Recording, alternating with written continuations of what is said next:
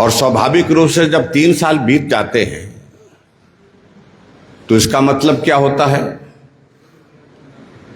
कि जवानी का दौर निकल गया। वैसे तो इस सरकार में तो जवानी आई ही नहीं,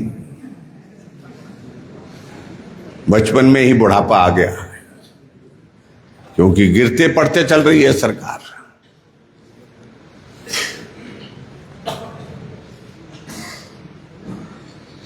जब 5 साल में से 3 साल बीत जाते हैं तो स्वाभाविक रूप से आप मान करके चलिए कि अब अगली तैयारी का वक्त शुरू हो गया। अगर पिछली बार कमी रही है तो अगली बार उस कमी को नहीं छोड़ेंगे। मैं देख रहा था इस विधानसभा क्षेत्र का, मैं पूछ रहा था, इस विधानसभा क्षेत्र में ज्यादातर कांग्रेस ही जीती है। ज्यादा क्या, मैं समझता हूं शायद हम 3 ही चुनाव जीते। क्यों डॉक्टर साहब? 3 बार जीते, 2 बार आप जीते, 1 बार, हाँ जी 1 बार, हाँ मुझे मालूम है, 3 बार आप जीते हैं और 1 बार, 4 बार जीते कुल मिलाकर के। और कांग्रेस तो बहुत लंबे समय से जीती, और जो कांग्रेस के यहां से जो विधायक हैं, जो मंत्री हैं, वो 6ठी बार जीते। हम 3 लोग हिमाचल प्रदेश की विधानसभा के अंदर हैं जो 6 बार जीते हैं, उनमें से मैं भी हूं, और उनमें से चंद्र कुमार जी भी हैं, और एक शिलाई वाला जो है कांग्रेस का।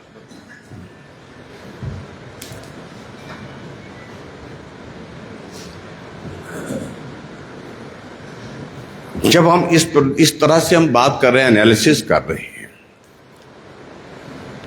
कि ज्यादातर कांग्रेस इस विधानसभा क्षेत्र में जीतती रही है, तो ये बहुत आवश्यक बन जाता है किसी भी राजनीतिक दल को इसका आकलन करने का कि वजह क्या रही है। अब उन सारी चीजों को लेकर के आज यहां तो हम चर्चा नहीं कर सकते हैं।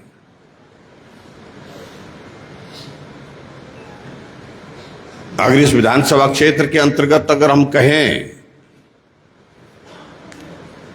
कि काम इतना ज्यादा हुआ इसलिए कांग्रेस जीती, ऐसा भी नहीं है।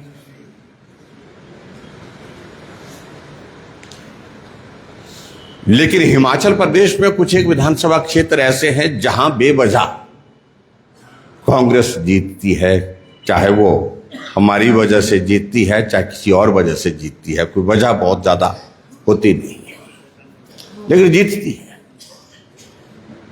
और मुझे लगता है कि उनमें से एक विधानसभा क्षेत्र ये भी होगा उस तरह से।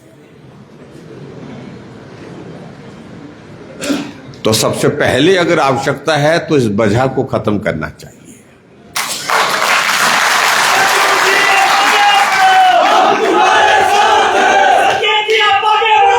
हम वजह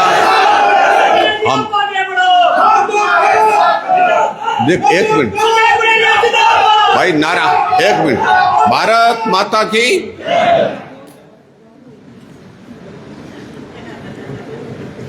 एक वजह तो ये भी है,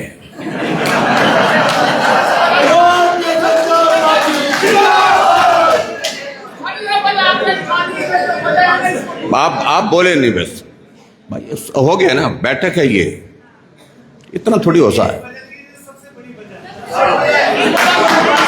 ये बड़ी वजह है। चलो इसको देख रहे हैं, लेकिन आने वाले समय में भैया, अब नहीं, आने वाले समय में हम कैसे कर सकते हैं?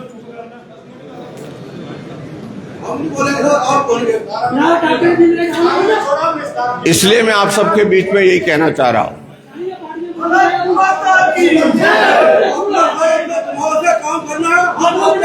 आप एक मिनट जरा भाई सुन लीजिए, अब नहीं, कोई नहीं बोलेगा। जब हम बोल रहे हैं भैया, बस भाई साहब, हो गया। आप सबकी इच्छा है कि भारतीय जनता पार्टी जीतनी चाहिए, जीतनी चाहिए। उसके लिए क्या करना होगा? मिलकर के काम करना होगा, तब जाकर के हम जीत पाएंगे।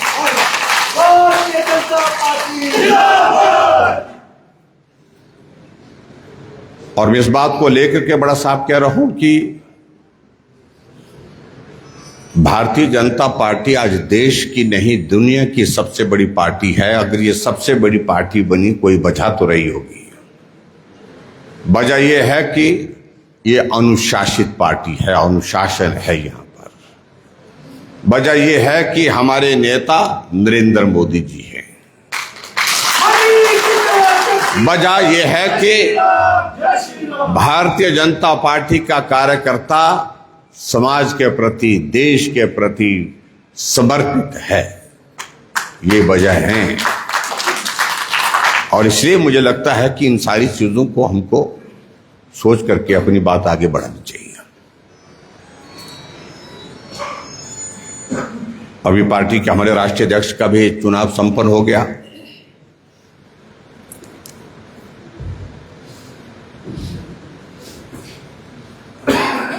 अगर भारतीय जनता पार्टी की अगर आयु की अगर हम बात करें तो 1980 में बनी थी।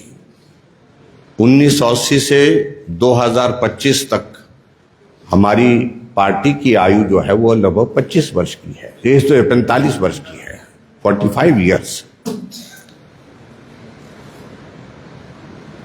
45 साल की पार्टी का राष्ट्रीय अध्यक्ष 45 साल की उम्र का है।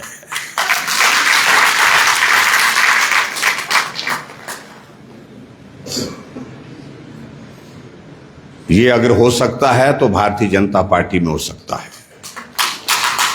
एक कार्यकर्ता अगर समर्पित है, ईमानदारी से लगन के साथ काम करता है, तो वो साधारण कार्यकर्ता पार्टी के शीर्ष नेतृत्व तक पहुंच सकता है। यानी कि वो पार्टी का काम ईमानदारी से करता है तो वो पार्टी का राष्ट्रीय अध्यक्ष तक पहुंचता है। हमारे लिए सौभाग्य की बात है, हिमाचल प्रदेश से आदरणीय जगत प्रकाश नड्डा जी पार्टी के राष्ट्रीय अध्यक्ष रहे। लंबा कार्यकाल उनका संपन्न हुआ, सफल कार्यक्रम उनका कार्यकाल उनका रहा है।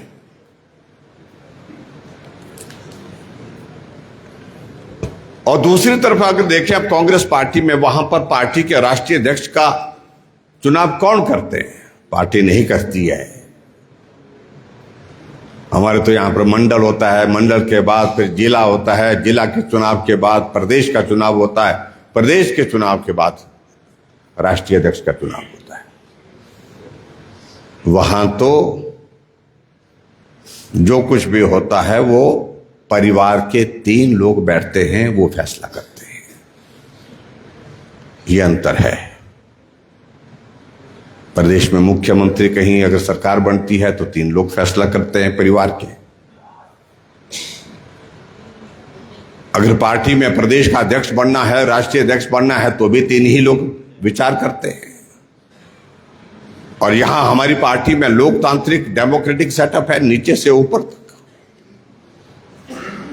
यही हमारी पार्टी की ताकत है, जिसकी वजह से आज हम 1 नहीं 2 नहीं 20 राज्यों में भारतीय जनता पार्टी और एनडीए की सरकारें हैं। आज हमारे लिए सबसे बड़ी बात यह है कि लंबे अरसे के बाद अगर कोई, जो हम कमी महसूस करते थे कि देश को मजबूत नेता चाहिए, मजबूत नेतृत्व चाहिए, जो कमी हम महसूस करते थे वो कमी नरेंद्र मोदी जी ने पूरी करी। मजबूत नेतृत्व देश को मिला है तो नरेंद्र मोदी जी के रूप में मिला है, और भारतीय जनता पार्टी के कार्यकर्ता के रूप में मिला है।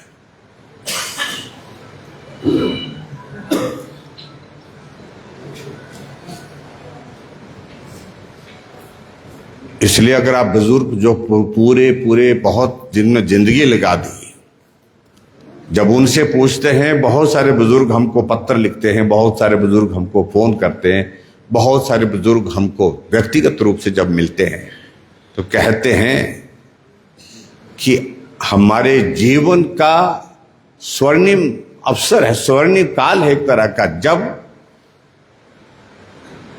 देश में भारतीय जनता पार्टी की सरकार लगातार तीसरी बार है। सोच नहीं सकते थे, एक वक्त ऐसा था, कल्पना नहीं कर सकते थे। कितने हमारी पार्टी के समर्पित कार्यकर्ता जिनका जीवन संघर्ष में समाप्त हो गया, दुनिया से चले गए, लेकिन उसके बावजूद भी देश में अपनी पार्टी की सरकार नहीं देख पाए।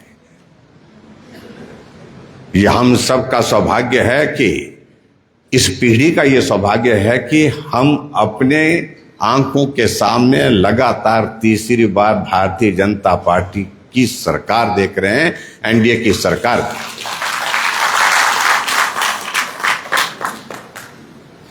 यह हमारे इस पीढ़ी का सौभाग्य है। जब भव्य मंदिर निर्माण होना चाहिए राम जन्म भूमि पर,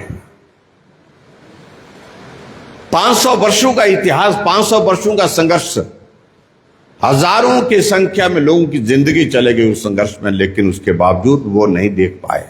लेकिन इस पीढ़ी का यह सौभाग्य है जिसने अपनी आंखों के सामने भगवान रामचंद्र जी के मंदिर के भूमि पूजन का कार्यक्रम भी देखा और उसके बाद मंदिर का निर्माण कार्य पूरा होने के पश्चात प्राण प्रतिष्ठा का कार्यक्रम भी देखा। यह हमारा सौभाग्य है।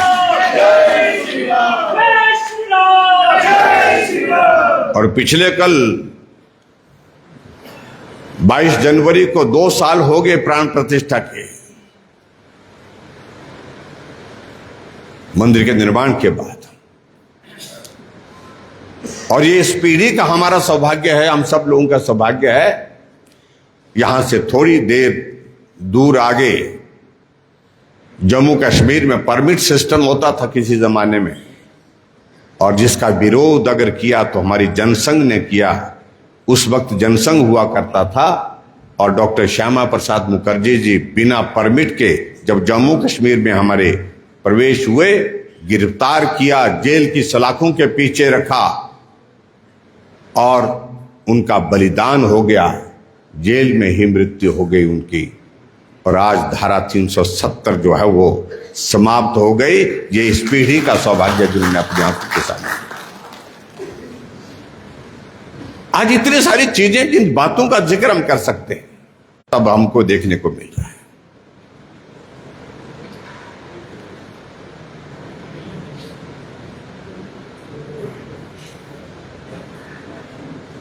और ये जो कांग्रेस पार्टी जो बहुत लंबे समय से सत्ता में रहने का जिसका अनुभव होता था, सरकार हम ही बना सकते हैं, सरकार हम ही चला सकते हैं, जिनके दिमाग में यही बात बैठ गई थी, आज पूरे देश भर में कांग्रेस जो है वो कहां पहुंची है, आप उसकी कल्पना कर सकते हैं। यह हम सब का सौभाग्य है कि अगर यहां पहुंचे हैं तो स्वाभाविक रूप से आप सबका भी उसमें बहुत बड़ा योगदान रहा एक पार्टी के समर्पित कार्यकर्ता के रूप में।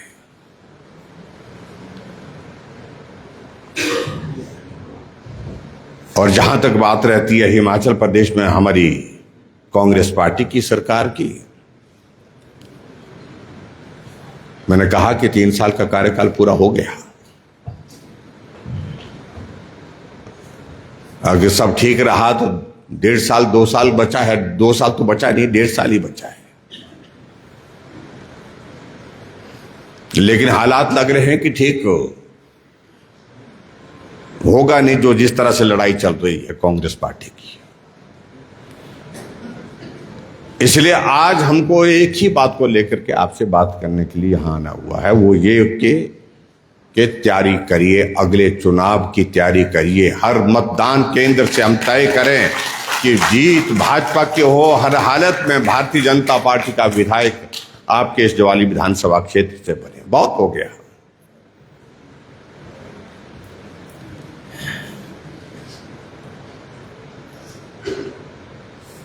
और आपके जो विधायक हैं यहां, उनके बारे में बहुत मैं टिप्पणी नहीं करना चाहता हूं। उम्र के हिसाब से जनहित के मुद्दे को लेकर के बात करें। और कई बार उनका तो मालूम नहीं पड़ता है कि अपनी सरकार के खिलाफ बोलना शुरू कर देते हैं।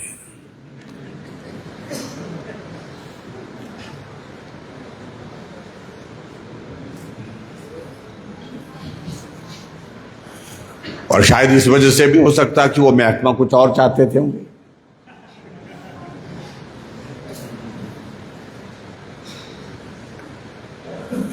वो हमारे लिए विषय नहीं है, लेकिन हमारा विषय तो सिर्फ इतना ही है, हो लिया भाई, बहुत हो लिया। अब आने वाले समय के लिए हम तैयारी करेंगे। क्या इसके लिए हम संभव है, ये हम हर पोलिंग बूथ वाइज एक योजना बना सकते हैं कि कौन साथी ऐसे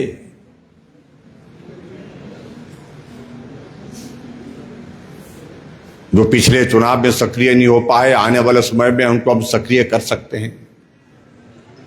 कौन साथी ऐसे हैं जिनसे हमारा संवाद टूट गया, कौन से लोग ऐसे हैं जो दूसरे दल में हैं, दूसरी पार्टी में हैं, लेकिन अपनी पार्टी में अगर हम उनको जोड़ते हैं तो हमारी पार्टी को ताकत मिलेगी, मजबूती मिलेगी। मुझे लगता कि इन सारी चीजों को लेकर के अब काम करने की शुरुआत करनी पड़ेगी। मैं अपने विधानसभा क्षेत्र का कई बार उदाहरण देता हूं, जैसे यहां भी ज्यादातर कांग्रेस जीती थी, मेरे वहां पर तो लगातार कांग्रेस जीतती थी।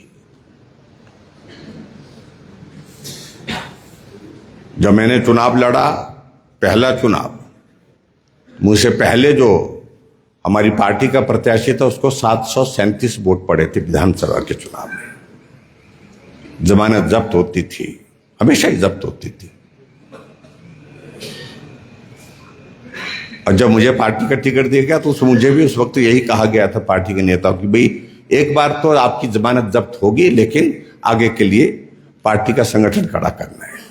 हम तो विधायक बनने के लिए नहीं, सही मायने में वहां पर चुनाव लड़े थे। पहला चुनाव अगर लड़े थे तो पार्टी के संगठन को मजबूत करने के लिए वहां पर चुनाव लड़े थे। क्या दौर आएगा, निश्चित रूप से आएगा। जब पार्टी को हम मजबूत करेंगे, पार्टी का संगठन मजबूत होगा और भारतीय जनता पार्टी का विधायक बनेगा। इस लक्ष्य के साथ हमको भेजा गया था और आज मुझे इस बात की खुशी है कि जो परिश्रम, जो मेहनत वहां पर की, सब साथियों के साथ मिलकर के हम लोगों ने आज वो विधानसभा क्षेत्र हिमाचल प्रदेश में ऐसा विधानसभा क्षेत्र बना, सबके सहयोग से, पार्टी के नेताओं के आशीर्वाद से, कि वहां लगातार छठी बार भारतीय जनता पार्टी की जीत हुई।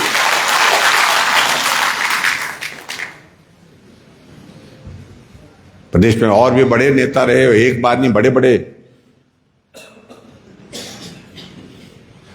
जो एक चुनाव नहीं कई चुनाव जीते,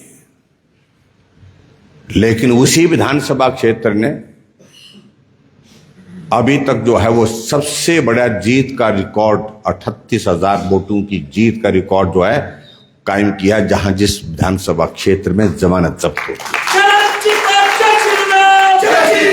और इसको मैं बोलूं कि ये मेरी वजह से, तो मैं समझता हूं कि सबसे बड़ी गलतफहमी मुझे है, मेरी वजह से नहीं, पार्टी के कार्यकर्ताओं की वजह से।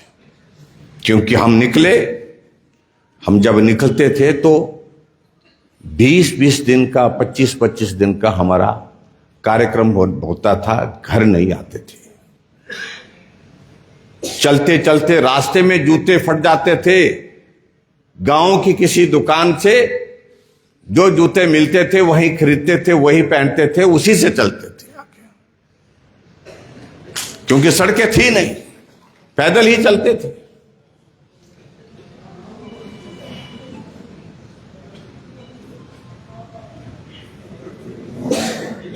और उस विधानसभा क्षेत्र में हम सब लोगों ने एक लक्ष्य निर्धारित किया कि यार जमानत जब्त होती है, इसलिए अपनी पार्टी के कार्यकर्ताओं से हम चुनाव लड़ेंगे, उससे हम जीत तो नहीं पाएंगे। तो जीत के लिए क्या करना पड़ेगा, हमको दूसरे आदमी को जोड़ना पड़ेगा। हमने लिस्ट बनाई, हर पोलिंग बूथ वाइज हमारे कुछ कार्यकर्ता ऐसे भी थे हमारे बीच में जो कहते थे कि ये तो कांग्रेसी, अरे भाई हमें मालूम है कांग्रेसी है, लेकिन इसको तोड़ना है, इसको जोड़ना है अपने साथ में।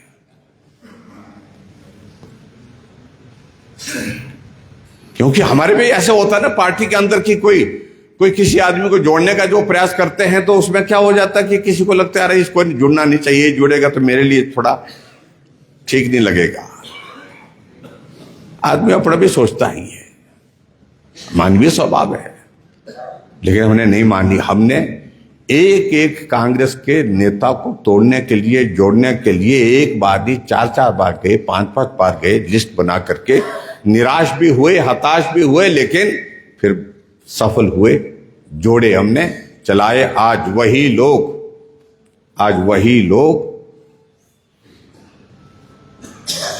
हमारे विधानसभा क्षेत्र में पार्टी के पदाधिकारी बनकर के, पार्टी के कार्यकर्ता बनकर के पार्टी की जीत के लिए काम।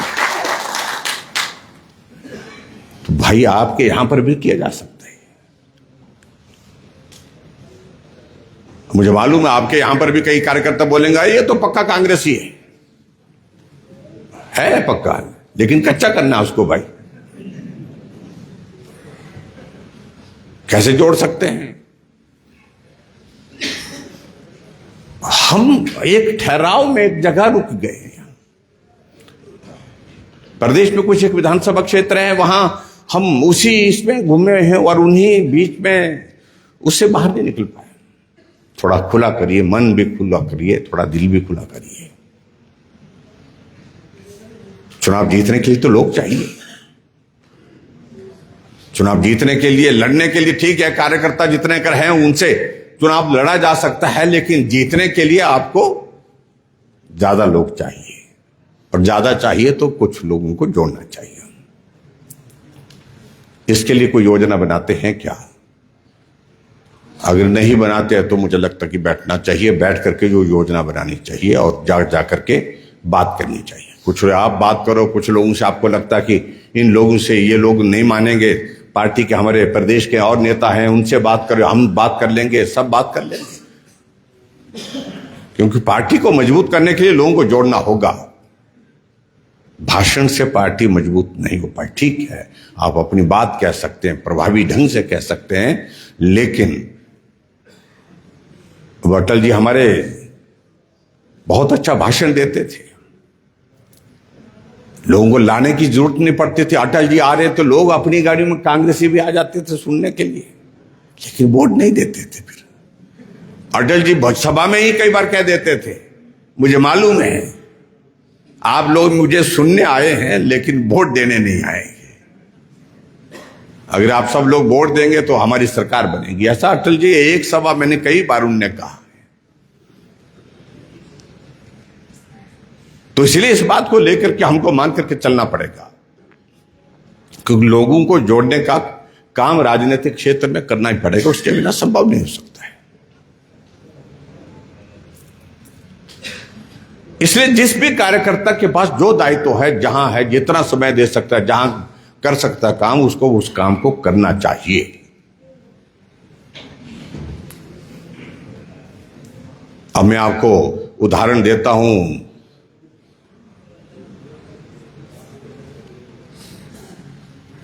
हमारे पार्टी के एक राष्ट्रीय नेता रहे हैं सिकंदर बख्शी, सुना होगा नाम आप लोगों ने, अब तो नहीं रहे दुनिया में, बहुत बड़े नेता थे वो। पहले वो कांग्रेस पार्टी में थे, और कांग्रेस पार्टी में जब थे तो सुनाते हैं वो कि चुनाव हो रहा था, गाड़ी आती थी, गाड़ी में सुबह ब्रेकफास्ट करने के बाद गाड़ी में बैठते थे, सारा दिन प्रचार करते थे, काम करते थे, शाम को आते थे, खाना खाते थे, सो जाते थे। पूरी चुनाव की कैंपेन इस तरह से चलती रही।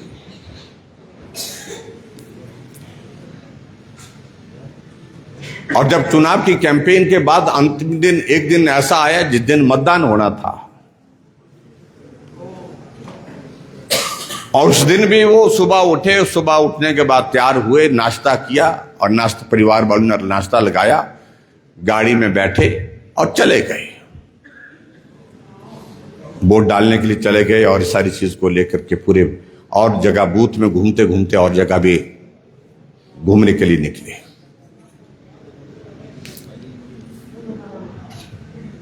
और शाम को जब घर पहुंचे तो शाम का भोजन जब वहां पर टेबल पर जब बैठे, परिवार के साथ बैठे, तो ख्याल आया उनको कि वोट थे आज। तो उन्होंने माता जी को पूछा कि माता जी वोट डाल दिया? बोलता हाँ जी वोट डाल दिया जी। किसको डाला? तो मां ने कहा कि अब डाल दिया, वोट डालने के बाद अब पूछने का क्या लाभ है उसका। थोड़ा वो अचरज में पड़ गया कि हैरान हुए कि भी मां क्या कह रही है।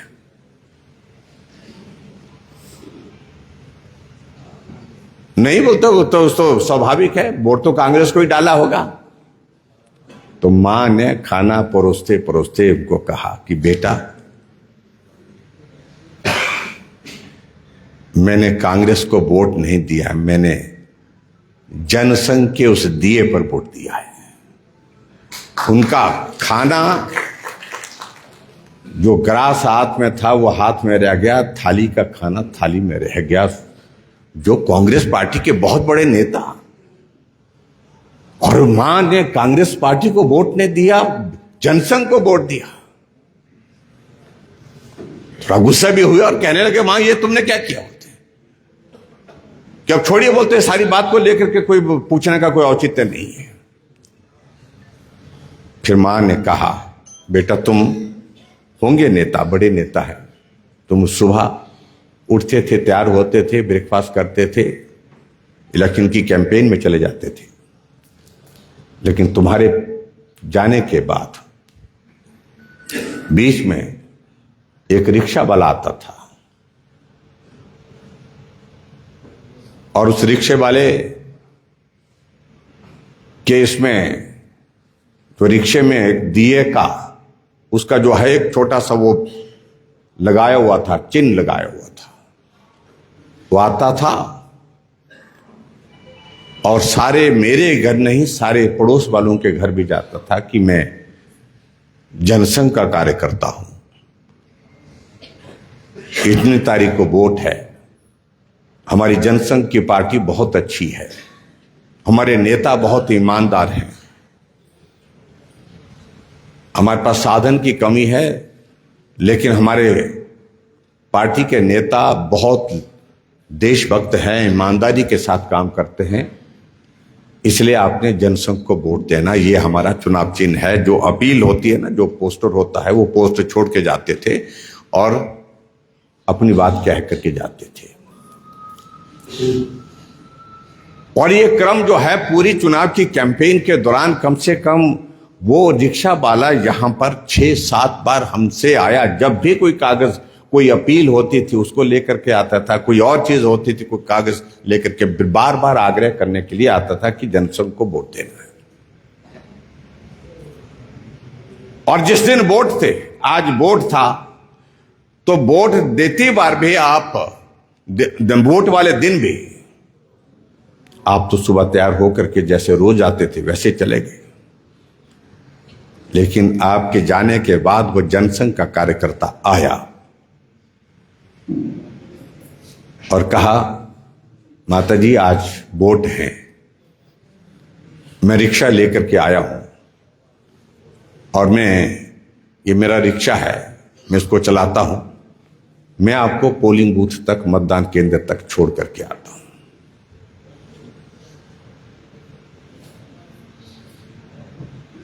बोलते मैं सोचने पर विवश हो गई कि मुझे जाना चाहिए कि नहीं जाना चाहिए। मैंने परिवार के भी जो साथ में जा सकते थे, बाकी लोग भी जा सकते थे, मैंने कहा कि चलो ये छोड़ करके आएंगे हमको।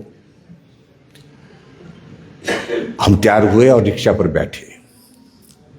वो रिक्शा को चलाता रहा, पैडल मारता रहा। लेकिन मतदान केंद्र तक लगातार एक ही बात कहता रहा कि मां, ये हमारी पार्टी बहुत अच्छी है, एक दिन ये पार्टी जीतेगी, जरूर जीतेगी। यानी कि इस भाव के साथ कि भी उसके मालूम है उसको भी चुनाव नहीं जीतेगा, लेकिन कह रहा कि एक दिन ये पार्टी जीतेगी। हमारे नेता ईमानदार हैं, इसलिए आपने आज जब वोट डालना है तो दिए पर आपने वोट डालना है। वो रिक्शा वाला पैडल मार रहा है, रिक्शा चला रहा है, हम रिक्शे पर बैठे हुए हैं, और वो पोलिंग बूथ तक यही कहते कहते, निवेदन करते करते हमको लेकर के गया। और जब मैं रिक्शा से उतरी और मतदान केंद्र में अंदर प्रवेश किया, मेरे दिल से आवाज आई कि कुछ भी होगा मेरा बेटा, बड़ा बेटा होगा, बड़ा नेता होगा, लेकिन इस तरह से समर्पण के भाव के साथ जो कार्यकर्ता काम कर रहा है, वो पार्टी गलत नहीं हो सकती है, वो पार्टी सही पार्टी है। और मैंने उसके आग्रह पर जो है वो वोट जो है वो जनसंघ को डाला है। ये बात सिकंदर बख्श जी अपने आप कहते थे, यानी कि कार्यकर्ता का भाव कैसा होना चाहिए, ये हमारी पहचान है, यही हमारी पूंजी है, यही हमारा समर्पण है, जिसकी वजह से आज हमारी पार्टी देश की नहीं दुनिया की सबसे बड़ी पार्टी बनी है। अब कल्पना करिए जी, लेकिन आज के इस दौर में हम बड़े नेता बने हैं, झंडे तो लगे हैं, लेकिन घर के वोट कहां जा रहे हैं मालूम नहीं होता है। घर की छत पर हमें झंडा बड़ा लगा के रखा हुआ है।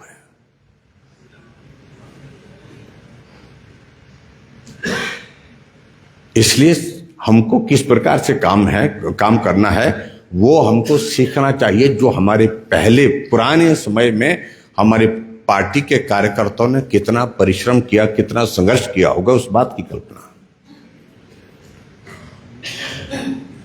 ये बहुत आवश्यक है। इसलिए आपको बताऊं कि इस भाव के साथ काम करने की जरूरत है। आज राजनीति में प्रतिस्पर्धा का दौर है, ठीक है, तो होना भी चाहिए, लेकिन प्रतिस्पर्धा भी जो है वो भी स्वस्थ होनी चाहिए, स्वस्थ व्यवस्था के अनुसार होनी चाहिए। अगर हम एक मंच पर बैठे हैं तो मंच में एक दूसरे के प्रति आदर का भाव रखना होगा।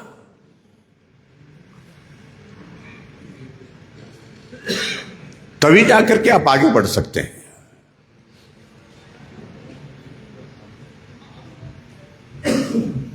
इसलिए हम कार्यकर्ता हैं और कार्यकर्ता के नाते जिम्मेवारी छोटी है बड़ी है, जहां है उसके अनुरूप हमको काम करना है।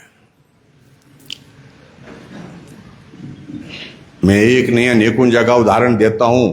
अपने एक कार्यकर्ता जानकार थे, वो समर्पित कार्यकर्ता, पार्टी के कार्यकर्ता थे, अब तो रहे नहीं दुनिया में वो। हम जब कॉलेज के जमाने में पढ़ते थे वो ब्यूटी पार्लर उनका होता था, और उस ब्यूटी पार्लर में वो बाल काटते थे, लेकिन बाल काटते काटते वो भारतीय जनता पार्टी, अडवाणी जी, अटल जी, अडवाणी जी, यही बात करते रहते थे।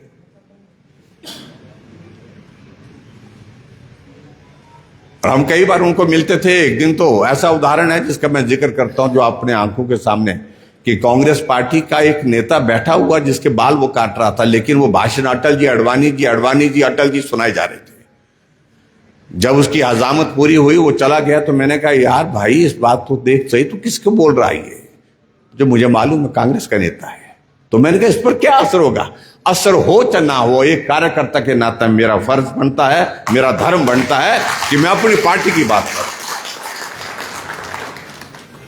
मुझे परिवार पालना है, इसलिए मैं परिवार के पालने की वजह से मैं दुकान बंद नहीं कर सकता, दुकान छोड़ करके प्रचार करने के लिए नहीं जा सकता, लेकिन यहां बैठ करके मैं अपनी बात जितना कह सकता हूं मैं कहता हूं। और मैंने कहा बहुत जोरदार है तकनीक उसकी, क्योंकि बाल जब काटना शुरू हो जाता है आदमी हिल भी नहीं सकता है, जो बोल रहा है वो सुनना पड़ेगा।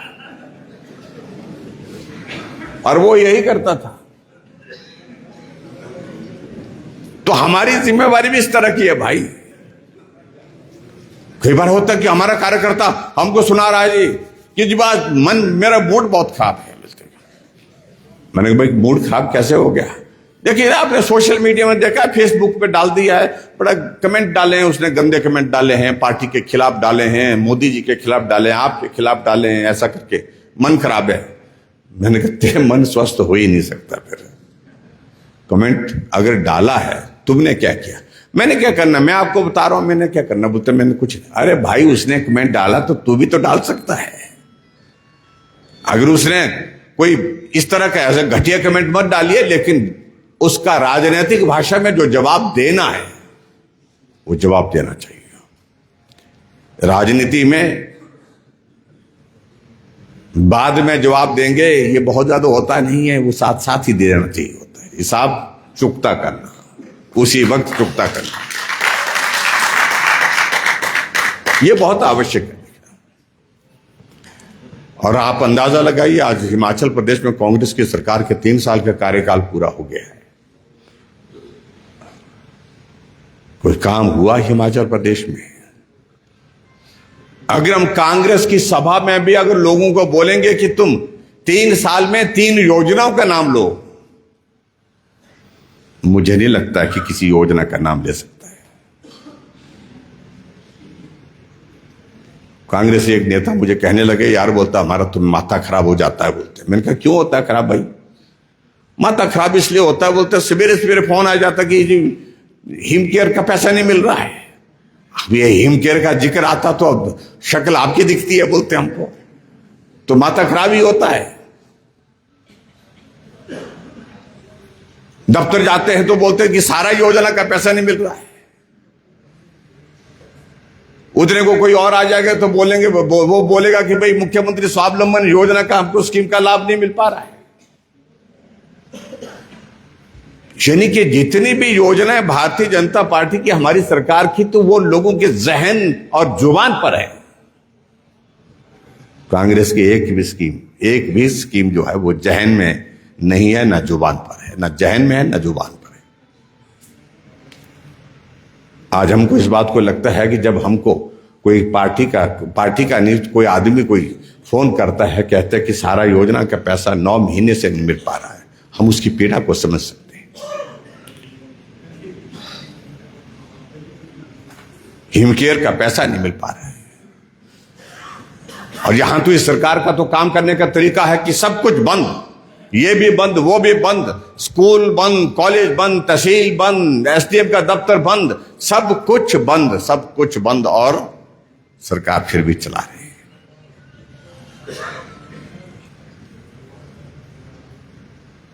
इसलिए बहुत सारा अंतर है ना। देखिए आप देखिए, आपदा का दौर चला हुआ पूरे हिमाचल प्रदेश में जब से सरकार आई है, ऐसा लगता कि सरकार और आपदा दोनों एक साथ आई है।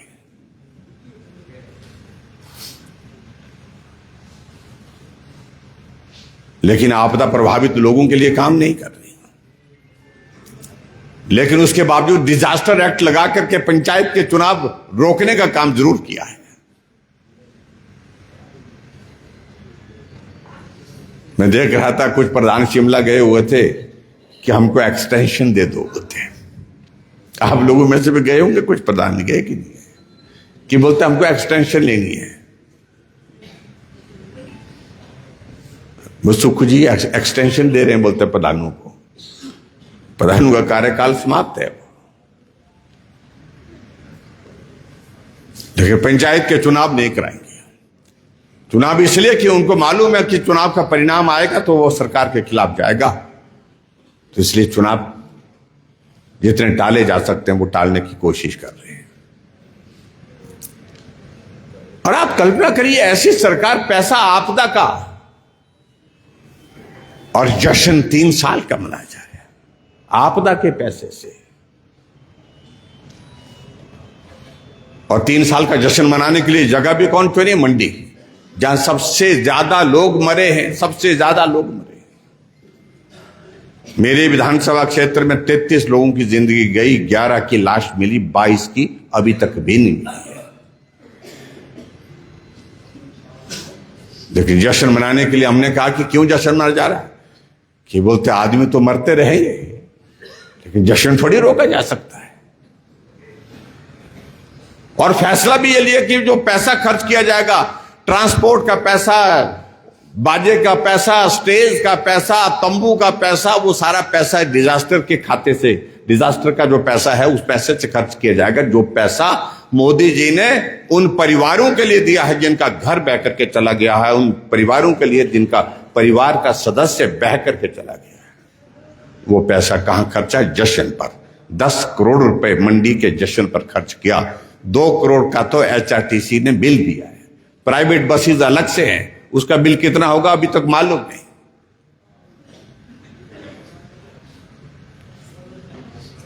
ऐसी सरकार बनी है हिमाचल में। सरकार को नैतिक अधिकार सत्ता में रहने का है क्या?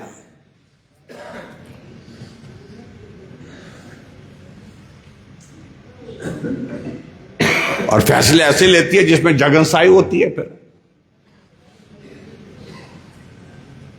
समोसा मुख्यमंत्री के लिए मंगवाया गया, लेकिन वो नहीं पहुंचा, वो बीच में किसी ने खा लिया, उस पर जांच चल रही है। हम जनमंच चलाते थे और जनमंच में लोगों को हम दाल चावल खिलाते थे, लेकिन जनमंच बंद कर दिया। वहां पर और योजना बना करके सरकार गांव के द्वार बना करके, जो हाँ मुख्यमंत्री जाकर के चौपाल के कुफवी में गया और वहां पर जंगली मुर्गा बना करके लाए।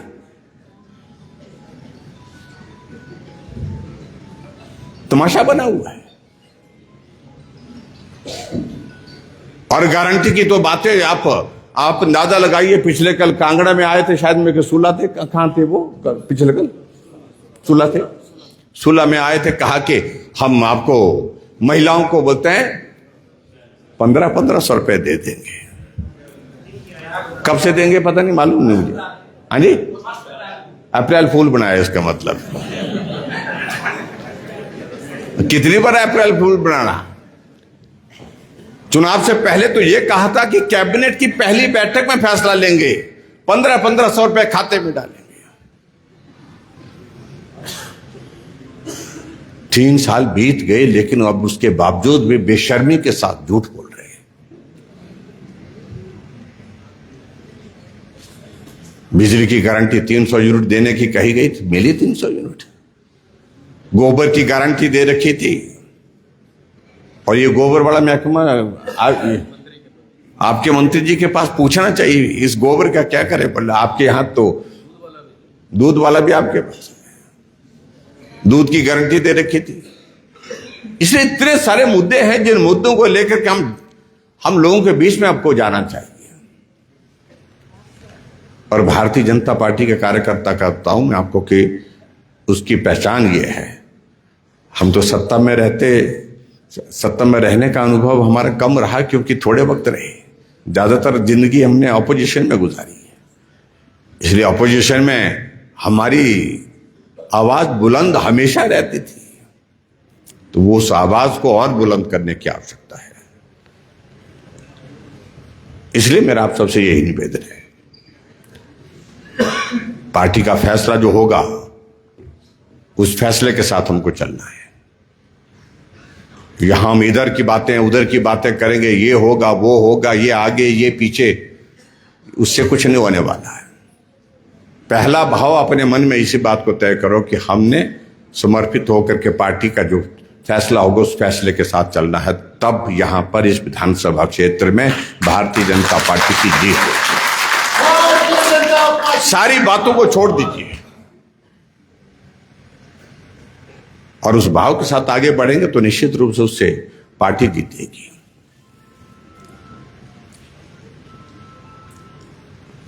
इसलिए बहुत सारी बातें ज्यादा कहने की आवश्यकता नहीं, आप सारी बातों को समझते हैं। यहां इस विधानसभा क्षेत्र में कह सकता हूं मैं कि पार्टी की जीत की बहुत प्रबल संभावना है। बहुत समर्पित कार्यकर्ता मैं देख रहा हूं चेहरे पर। यहां पर कितने बुजुर्ग लोग बैठे हैं, जो कितनी माताएं यहां पर बैठी हैं, जो पार्टी की जीत के लिए, पार्टी की उस विचारधारा के लिए जिन्हें जिंदगी का बहुत बड़ा हिस्सा लगा दिया। इसलिए इसी बात को ध्यान में रखिए कि जीत पार्टी की होगी और जीत पार्टी के लिए, पार्टी की जीत के लिए हम सब लोगों को एकजुट होकर के काम करना है। नहीं तो यही इसी प्रकार से चलता रहेगा दौर और उसमें हासिल कुछ नहीं होगा। न इलाके का विकास हो पाएगा, ना ही आपके व्यक्तिगत रूप से आपको लाभ हो पाएगा। इसलिए जरूरी है कि भारतीय जनता पार्टी की सरकार निश्चित रूप से जो आगे आने वाले समय में बनने वाली है, चुनाव अब होता है, जब मर्जी हो चुनाव, प्रचंड बहुमत के साथ जीतेगी भारतीय जनता पार्टी अब की बार। और वैसे हालात बनेंगे जैसे बिहार में पूरी कांग्रेस एक बोलेरो गाड़ी में फिट हो गई, तो हमने कहा कि भाई यहां पूरी कांग्रेस हिमाचल की एक ऑल्टो में फिट करके देंगे इस बार, क्योंकि मुख्यमंत्री जी जिस दिन बजट होता है उस दिन ऑल्टो गाड़ी में आते हैं, बाकी दिन तो वो जहाज में जाते हैं, लेकिन जिस दिन बजट पेश करना होता है तो ऑल्टो गाड़ी में आते हैं। हमने कहा इसी गाड़ी में आपको पूरा विधायक दल जो है अगली बार आपका आएगा, आप चलाएंगे और उसके साथ में बाकी आपके साथ इस गाड़ी में बैठेंगे। फिर मेरे लिए उनको लगा कि भाई बड़ी गलत बात कह दी जा रहा, आपने बोलते ऐसा नहीं कहना चाहिए था। मैंने कहा तो क्या कहना चाहिए था? फिर कहा कि इसका तोड़ निकालो। तोड़ निकाला, बोलते हम वोल्वो बस में आएंगे, बोलते हैं बुंजा सीटर बस में आएंगे। मैं कहा वोल्वो बस में आएंगे लेकिन एक कंडक्टर होगा, एक ड्राइवर होगा, बाकी सीटें खाली होंगी।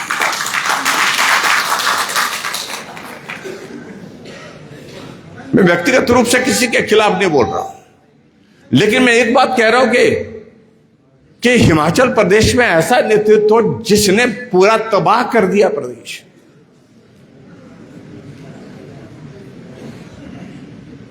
मैं 5 साल मुख्यमंत्री रहा, मैंने हिमाचल प्रदेश में जो लोन जो है 19,500 करोड़ लिया। यहाँ 5 साल में 40,000 करोड़, ये 3 साल में 40,000 करोड़ से ऊपर का ऋण ले लिया। हमारे टाइम में हिमाचल प्रदेश में जब हम छोड़ करके गए थे 69,000 करोड़ का ऋण था, आज 1,10,000 करोड़ रुपए का ऋण हो गया। आप अंदाजा लगाइए आप। इसलिए तबाह कर दिया, बर्बाद कर दिया। अब कांग्रेस के नेता आपस में देखिए कैसे लड़े हुए, उप मुख्यमंत्री और अपने राष्ट्रीय नेताओं की उस रैली में मंडी में भाषण देते देते कहते सबको निपटा देंगे, बोलते रात के अंधेरे में निपटा देंगे। किसको निपटाना चाह रहे हैं? लगता तो यही है कि निपटाने का काम शुरू हो गया है उनका आपस में, जो कांग्रेस पार्टी के अंदर चल रहा है। तो इसलिए हम बहुत चीजों में न जाकर के हम एक लक्ष्य तय करें कि इस विधानसभा क्षेत्र का विधायक भाजपा का होगा और भाजपा का ही होगा। इसके लिए हम सब काम करें, ऐसा मैं आप सबके बीच में निवेदन करते हुए अपनी बात को पूरी करता हूं। बहुत बहुत धन्यवाद। नमस्कार।